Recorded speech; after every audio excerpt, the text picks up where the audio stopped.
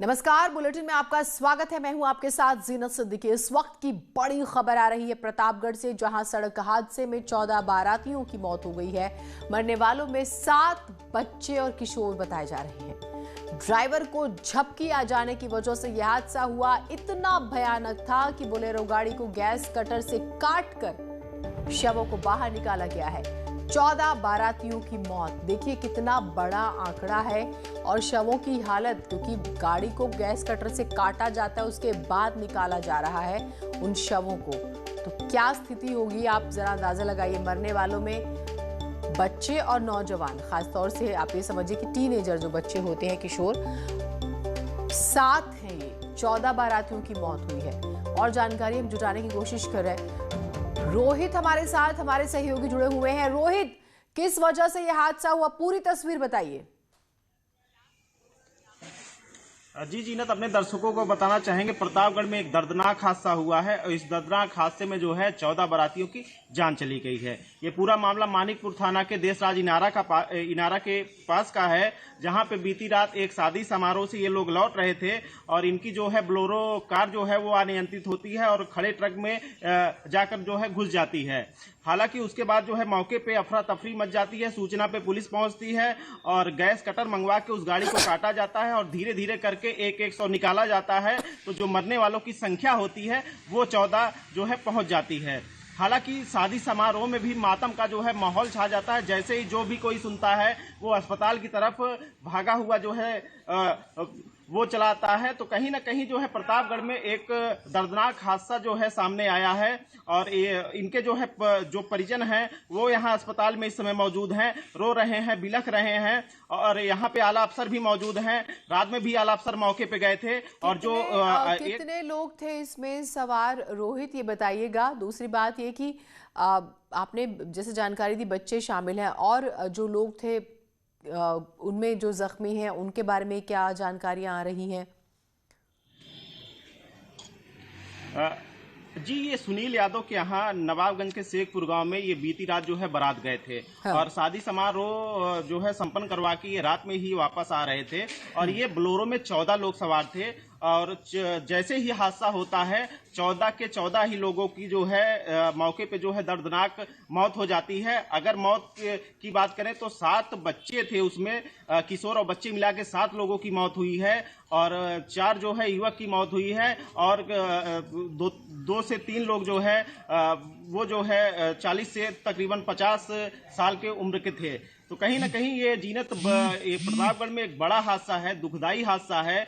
और एसपी जो है मौके पे थे, रात भर वो मौके पे डटे रहे, रेस्क्यू ऑपरेशन कराते रहे, एक एक करके 100 निकलवाते रहे। और कहीं ना कहीं प्रतापगढ़ में इस हादसे को लेकर हड़कंप मचा हुआ है। अपडेट्स आपसे लेते रहेंगे, बहुत शुक्रिया आपका। आप देखिए, बोलेरो में क्या 14 लोगों की बैठने की जगह होती है, उसके बाद बैठते हैं, ड्राइवर को झपकी आ जाती है और 14 की 14 लोगों की मौत। मुरादाबाद से बड़ी खबर आ रही है, कार में आग लग गई है। कार के पास जमा कूड़े के ढेर में आग लगी। आग फैलने पर जो है कई गाड़ियां जो खाली प्लॉट में खड़ी थी वो इसकी चपेट में आ जाती हैं। देखते ही देखते राख में तब्दील हो जाती है, मतलब कि काफी बुरी तरह से जल जाती है। वो किसी काम की नहीं बचती। इलाके की जो है थाना कटघर इलाके की ये घटना बताई जा रही है।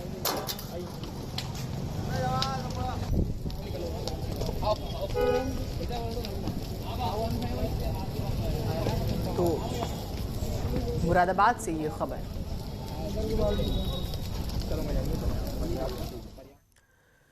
खबर बहराइच से भी आ रही है, जहां महिलाओं ने वन कर्मियों को दौड़ा दौड़ा कर पीटा है। सरकारी गाड़ी को भी नुकसान पहुंचाया। वन कर्मियों ने जंगल में भागकर अपनी जान बचाई। ये महिलाएं तेंदुए की वजह से दहशत में हैं। तेंदुआ 3 साल की बच्ची को दादी के हाथों से झड़प कर ले गया और तब गांव वाले उसे ढूंढने की कोशिश कर रहे हैं तब से, लेकिन अब तक बच्ची का कोई पता नहीं चला है, ना तेंदुए की कोई खबर है। वन विभाग को इस बारे में जानकारी दी गई, वो गांव पहुंचती हैं। गुस्साई महिलाओं ने वन कर्मियों पर अपना सारा गुस्सा उतार दिया।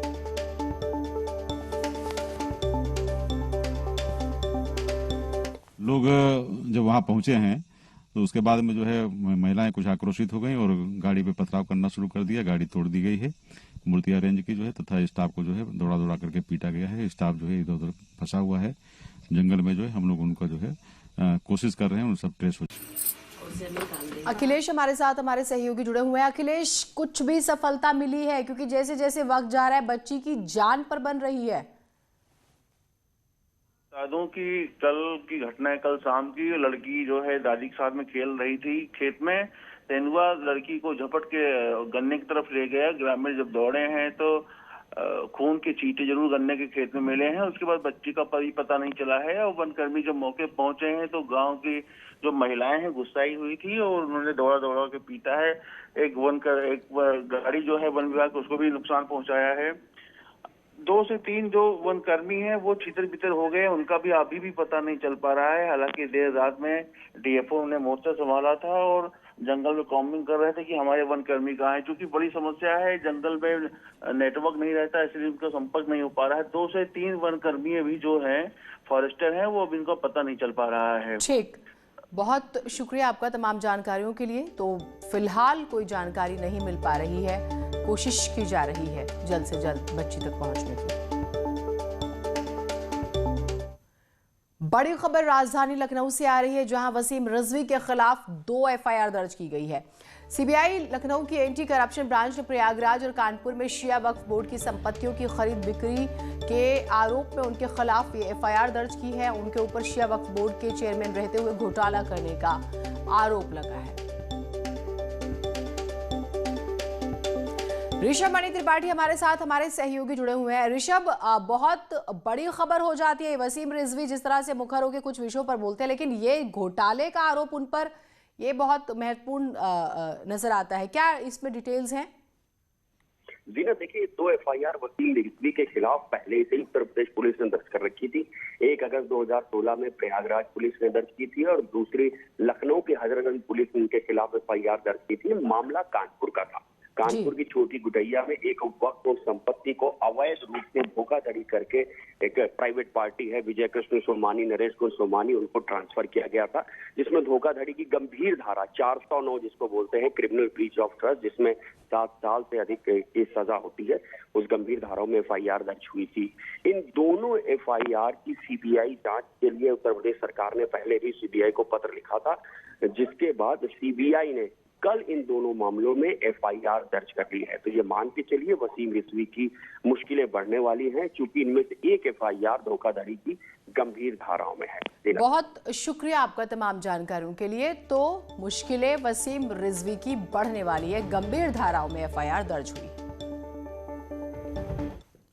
मेरठ से एक और बड़ी खबर आ रही है, जहां नाली विवाद को लेकर 2 पक्षों में पथराव हो गया। मेरठ में पथराव की खबर जो है वो सामने आई है। नाली का विवाद था और एसडीएम और पुलिस के सामने ये भिड़ जाते हैं ग्रामीण। पुलिस ने भारी मशक्कत के बाद बीच बचाव कराया। सरधना थाना क्षेत्र की ये घटना है। और अब बात बिकरू कांड की करते हैं, इससे जुड़ी अपडेट आपको बताते हैं। बिकरू की बात करेंगे। अपराधियों को संरक्षण देने वाले पुलिसकर्मियों के गले की फांस बन गया है ये। एसआईटी रिपोर्ट में कानपुर के 40 पुलिसकर्मियों पर कार्रवाई की सिफारिश की गई।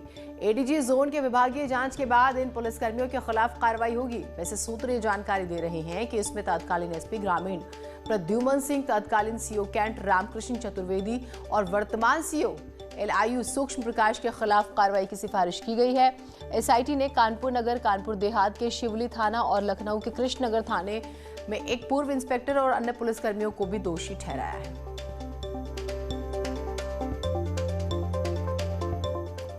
अमेरिका के पूर्व राष्ट्रपति बराक ओबामा के खिलाफ प्रतापगढ़ सिविल कोर्ट में परिवाद दाखिल किया गया है। All India rural bar association के राष्ट्रीय अध्यक्ष और कांग्रेस के नेता ज्ञान प्रकाश शुक्ला की तरफ से इसे दाखिल किया गया। कोर्ट ने मामले की सुनवाई के लिए 1 दिसंबर की तारीख तय की है। याचिकाकर्ता का कहना है कि बराक ओबामा का दूसरे देश के नेताओं के बारे में इस तरह की टिप्पणी करना गलत है और ये हमारी संप्रभुता के खिलाफ है। उन्होंने ये भी आरोप लगाया है कि राहुल गांधी और कांग्रेस समर्थकों को उत्तेजित करने की कोशिश है ताकि देश की शांति व्यवस्था प्रभावित हो। बराक ओबामा ने अपनी किताब में राहुल गांधी और पूर्व प्रधानमंत्री मनमोहन सिंह के खिलाफ विवादित टिप्पणी की, जिससे कांग्रेस के कार्यकर्ता नाराज हैं। कि ये उनकी टिप्पणी किसी स्वतंत्र संप्रभु लोकतांत्रिक गणराज्य के खिलाफ है, क्योंकि ये भारत की राजनीति तय करेगी। भारत के राजनीतिक दल तय करेंगे कि उनका प्रधानमंत्री कौन होगा, उनका राष्ट्रीय अध्यक्ष कौन होगा, ये बराक ओबामा जी को अधिकार नहीं मिलता। उन्हें अमेरिका में तय करना चाहिए कि वहाँ पे कौन क्या होगा। पाकिस्तान में हाफिज सईद को सजा दिलाने के पाकिस्तानी हुकूमत का ड्रामा सामने आया है। 26/11 मुंबई हमले का मास्टरमाइंड आज भी वीआईपी की तरह घूम रहा है और उसे रोकने टोकने वाला कोई नहीं है। Hafiz Saeed anti terror court के बाहर के वीडियो में दिखा और बाद में वो एसयूवी में बैठकर निकला। सूत्रों की माने तो आज भी उसे पाक सेना और आईएसआई की सुरक्षा मिल रही है और वो जेल में नहीं बल्कि सेना की हिफाजत में रहता है। एंटी टेरर कोर्ट ने हाफिज सईद को 10 साल 6 महीने की सजा कल सुनाई।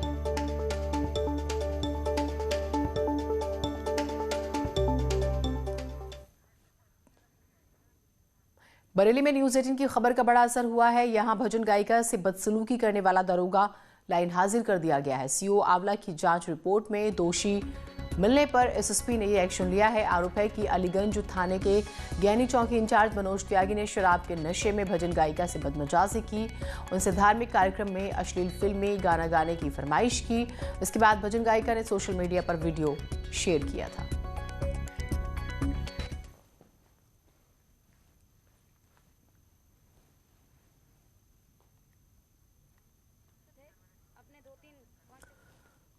बीएसपी सुप्रीमो मायावती ने दिल्ली में अपने पिता के अंतिम दर्शन किए और उन्हें श्रद्धांजलि दी है। मायावती के पिता प्रभुदयाल दिल्ली के रकाबगंज इलाके में रहते थे। उनका अंतिम संस्कार आज होगा। वो 95 साल के थे। तो बसपा सुप्रीमो मायावती जिनके पिताजी की डेथ हो गई और 95 साल उनकी उम्र थी, पिता को याद किया, उन्हें श्रद्धांजलि दी। बहुत सारे किस्से हैं। आईएएस बनाना चाहते थे वो बेटी को, लेकिन देखिए बेटी एक बहुत बड़ी नेता बनी। यूपी में लव जिहाद के बढ़ रहे मामलों को लेकर योगी सरकार बेहद गंभीर है और सख्त कानून के जरिए लव जिहाद की घटनाओं पर लगाम लगाने की कोशिश कर रही है। योगी सरकार के प्रवक्ता और कैबिनेट मंत्री सिद्धार्थनाथ सिंह का कहना है कि जल्द ही नया कानून अस्तित्व में आ जाएगा, जिसके बाद लव जिहादियों के खिलाफ नए कानून के तहत कड़ी कार्रवाई की जाएगी। उन्होंने चेतावनी दी है कि लव जिहाद करने वाले जेल की सलाखों के पीछे होंगे।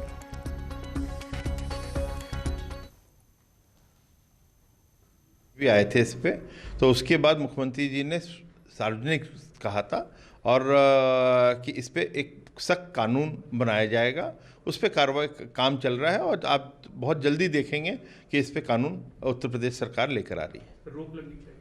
नहीं, रोक तो लगेगी। रोक कैसे? जब कानून लाएंगे तो रोक लगेगी। कानून के दायरे में नहीं काम करेंगे और लव जिहाद करेंगे तो सब अंदर जाएंगे, जो भी कानून में सजा होगी। हाथरस में एक महिला ने सीएचसी प्रभारी पर गंभीर आरोप लगाए। महिला का कहना है कि स्वास्थ्य केंद्र में नसबंदी कराने के बाद वो फिर से गर्भवती हो गई और जब इसकी शिकायत सीएचसी प्रभारी से की गई तो उन्होंने मामला दबाने के लिए उन्हें अबॉर्शन की दवा दे दी, जिससे उसकी तबीयत काफ़ी ख़राब हो गई। अब महिला और उसका पति सीएचसी प्रभारी से दोबारा शिकायत करने पहुंचे तो उन्होंने उन्हें वहाँ से भगा दिया। फिलहाल इसकी शिकायत महिला ने पुलिस में दी है। रानी देवी है, आरती की निवासी है। इसके पिछले साल दिसंबर में नसबंदी का ऑपरेशन हुआ था, वो फेल हो गया है। तो इन्होंने करीब 2-3 महीने पहले बोला था मेरी एप्लीकेशन दी कि नसबंदी फेल हो गई है और है ना क्या कहते हैं, उन्होंने अपना प्रार्थना पत्र दिया। तो नसबंदी क्लेम फेल में जो भी इनका दावा पत्र होता है वो हमने अपनी तरफ से भर के और जो जरूरी डॉक्यूमेंट थे वो लगा के पूरा कर दिया। इनकी तरफ से कुछ एक पेपर लगने थे, वो पेपर इन्होंने ना लगा के और ये बार बार फोन पे ये कहते रहे अब आ रहा हूँ टालते रहे और इन्होंने वकील के द्वारा नोटिस वगैरह और आगे की कार्रवाई करना चाहिए। गोरखपुर में राहगीरों में सड़क पर बिखरे पैसों को लूटने की होड़ मच गई। कार सवार से लेकर साइकिल चलाने वालों तक सभी नोटों की इस लूट में शामिल हो गए। बताया जा रहा है कि ऑटो से जा रहे व्यापारी के पैसे गिर गए थे। व्यापारी ने पैसे गिरने की सूचना पुलिस को दी। पुलिस का कहना है कि व्यापारी का स्टाफ बैग में पैसा जमा करने के लिए ऑटो से गोरखनाथ एरिया में जा रहा था। उसने पॉलिथीन के थैले में 1,83,000 रुपये रखे थे। लापरवाही में जो है इसमें से 1,26,000 रुपये सड़क पर गिर गए, जबकि बाकी के पैसे जो है थैले में रह गए। ये हमने देखा कि रोड पे बहुत सारी भीड़ लगी है। जब हमने नज़दीक जाके देखा तो देखा कि लोग रुपया उठा के भाग रहे हैं। बहुत सारे लोग थे, उसकी कोई गिनती नहीं थी। कोई झगड़ा नहीं हुआ यहाँ पे, कोई छिनौती नहीं हुआ, कोई झगड़ा हो, कोई प्रॉब्लम नहीं है। ये किसका पैसा था कुछ ये मालूम नहीं किसका था, कौन ले गया ये भी मालूम नहीं। लगभग कितने पैसे ऐसे रहे होंगे जो सड़क पे गिर रहे होंगे? ये सर की गिनती नहीं है, लेकिन हाँ पैसा दिखाई दे रहा था। 50 का नोट है, वो 100 का नोट है बस। फतेहपुर में हरे पेड़ों के अवैध कटान का वीडियो वायरल हो रहा है। आरोप के मुताबिक पुलिस और वन विभाग की मिलीभगत से लकड़ी माफिया हरे नीम के पेड़ों का धड़ल्ले से अवैध कटान करवा रहे हैं। वीडियो सामने आने के बाद डीएम ने डीएफओ को जांच कर कार्रवाई के आदेश दिए।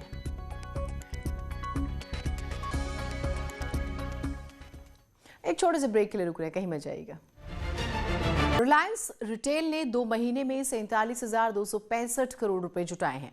वैश्विक निवेशकों से रिलायंस रिटेल ने 10.09% हिस्सेदारी के बदले 47,265 करोड़ रुपए जुटाए हैं। रिलायंस रिटेल वेंचर्स लिमिटेड के मुताबिक 10.09% हिस्सेदारी में से 2% शेयर के साथ सिल्वर लेक ने 9,375 करोड़ रुपए का निवेश किया है।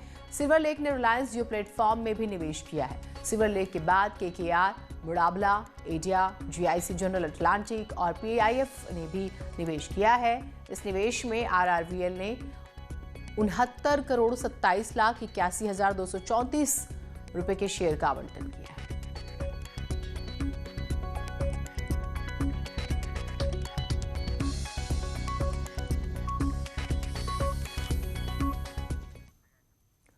रिलायंस रिटेल वेंचर लिमिटेड की डायरेक्टर ईशा अंबानी ने कहा है, हमें गर्व है कि आरआरवीएल में हमारे साथ ऐसे मजबूत व प्रतिष्ठित पार्टनर्स हैं। हम अपने बिजनेस में निवेशकों द्वारा दिखाए गए अभूतपूर्व हित से सम्मानित महसूस करते हैं और अपने अनुभव और वैश्विक कनेक्टिविटी से लाभ के लिए अपने पार्टनर्स के साथ काम करने के लिए तत्पर हैं। न्यू कॉमर्स पर अपना ध्यान केंद्रित करने के साथ हम लाखों व्यापारियों और सूक्ष्म, लघु और मध्यम उद्योगों को सशक्त बनाकर भारतीय रिटेल सेक्टर में एक परिवर्तनकारी भूमिका निभाने के लिए प्रतिबद्ध हैं।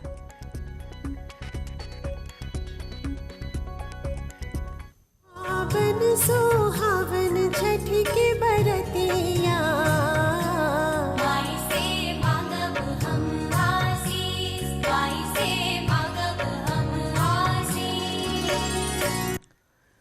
सूर्य उपासना के महापर्व छठ का आज तीसरा दिन है। आज शाम को डूबते सूरज को अर्घ दिया जाएगा और कल सुबह उगते हुए सूरज को अर्घ देने के एक छोटे से ब्रेक के लिए रुक रहे हैं, कहीं में जाएगा।